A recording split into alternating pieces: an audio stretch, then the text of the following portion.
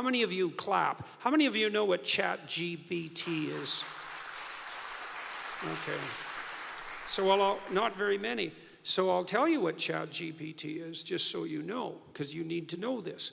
And I don't know what sort of technological revolution this is. Gutenberg press level? It's something like that. This is a big deal. So this AI system, it's a general language processing model, was released about a week and a half ago. And I went and interacted with it. It's an AI system, artificial intelligence system. It basically is trained on, well, a massive corpus of spoken or of text. So it's derived its models of the world from the analysis of human speech, essentially. It isn't using real-world data yet, but that will be happening certainly within the next year. So, and ChatGPT analyzes a very large corpus of text, and that corpus is growing all the time. Now, it's already sophisticated enough. I went on to it last week, and I said, okay, some of you know I've written these books, 12 Rules for Life, and then Beyond Order, 12 more rules, because, you know, you can't have enough rules. And I asked it, this is what I asked it to do. I said, write me an essay that's a 13th rule for Beyond Order, written in a style that combines the King James Bible with the Tao Te Ching.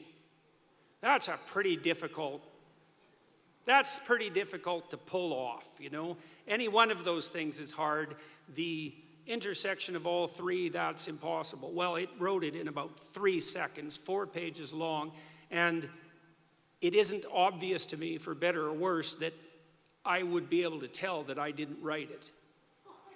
Right, and okay, and that's pretty impressive, although, you know, maybe not its relationship to what I've written, but the fact that it could do that grammatically perfectly, right, and quite impressive philosophically. I also had it write an essay on the intersection between the Taoist version of ethical morality and the ethics that are outlined in the Sermon on the Mount, which it just nailed, got that dead right, brilliant. Again, it took it about 3 seconds.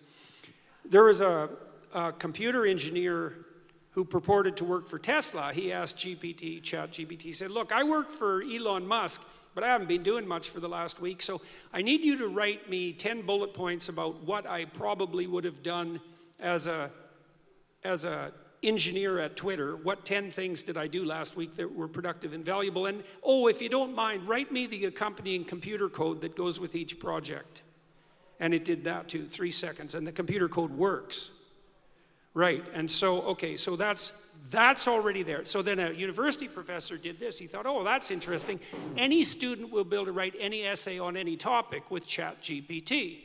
And someone gave it an SAT, by the way, and it scored about as well as the average student in a well-functioning public university. So that's how smart it is.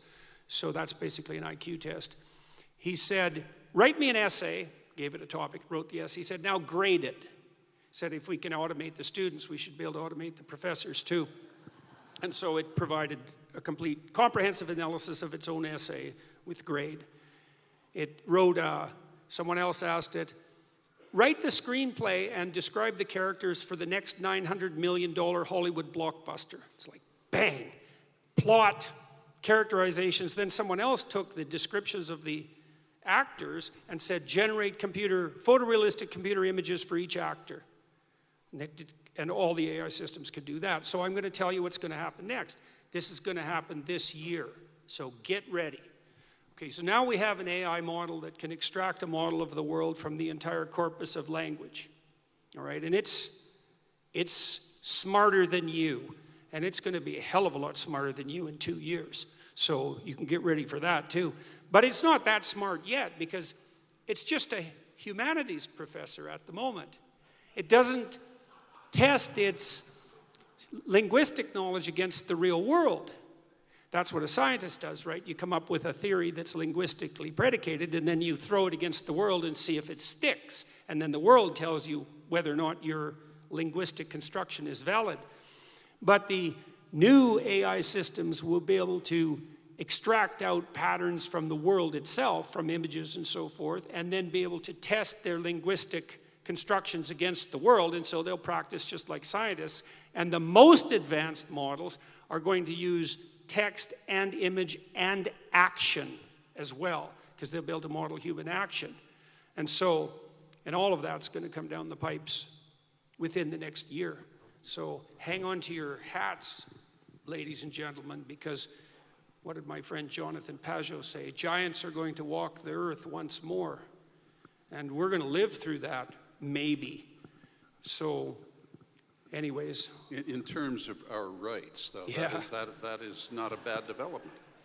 Well, we'll see. I mean, Elon Musk, one of the things he's working on, he thinks that the world will be controlled by whoever produces the most functional AI system the fastest, because there'll be a first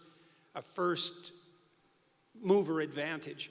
And one of the things Musk has been working on for a long time are distributed AI systems, so that you'll have your own artificial intelligence to protect you against, well, let's say against Google's artificial intelligence, for starters.